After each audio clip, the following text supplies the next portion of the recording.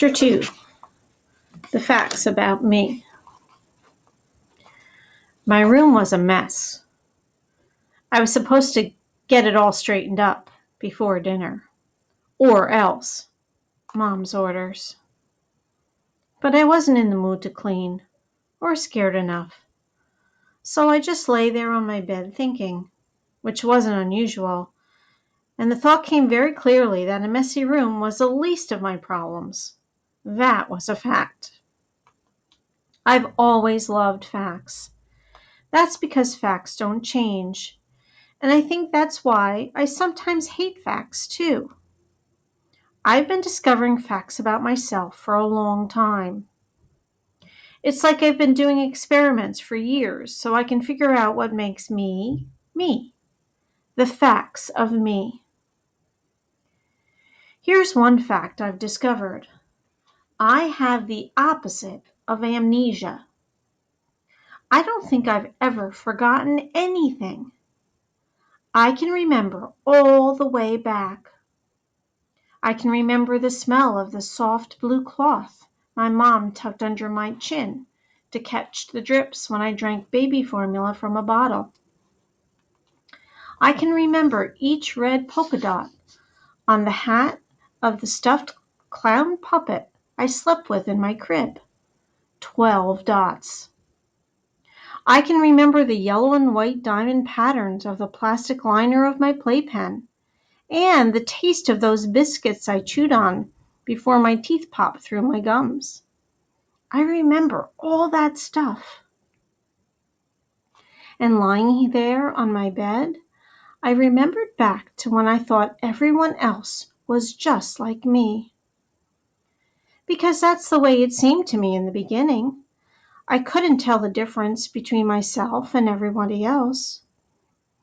I thought everyone else was thinking and feeling and seeing the same things I was. But that was not a fact.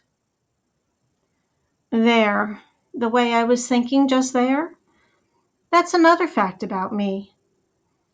I do that constantly, that kind of analyzing. I've always been like that. Then my mind went racing through its filing system and I remembered every detail of the day when I first started to see I was different. It happened because of my big sister, Anne. She was 6 years older, so it was like we lived on different planets.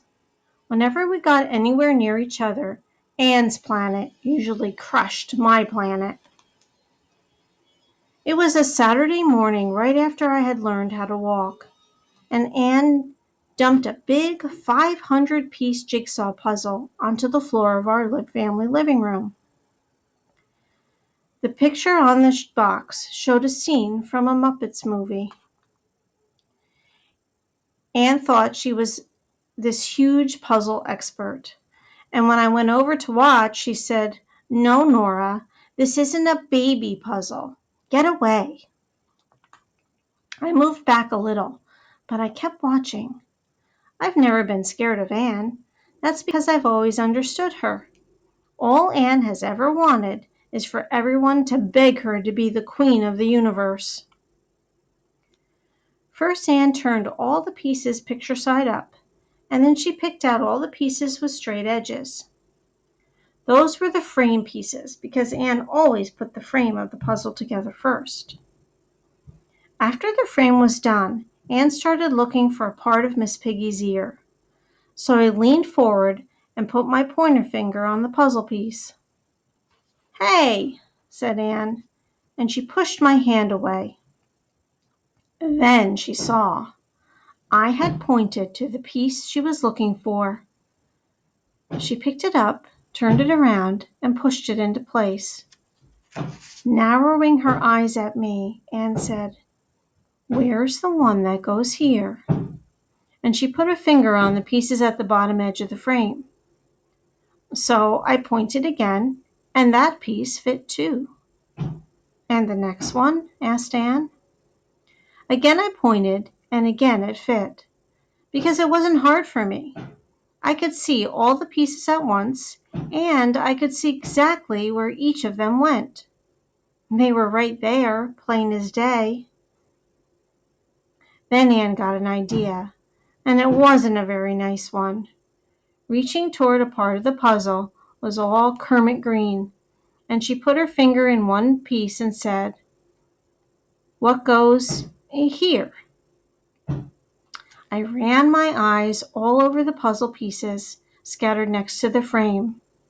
There must have been 100 that were mostly green. Anne thought I was stumped. But I wasn't. I reached out, picked up one piece, and gave it to her. Anne said, "Nice try, Nora.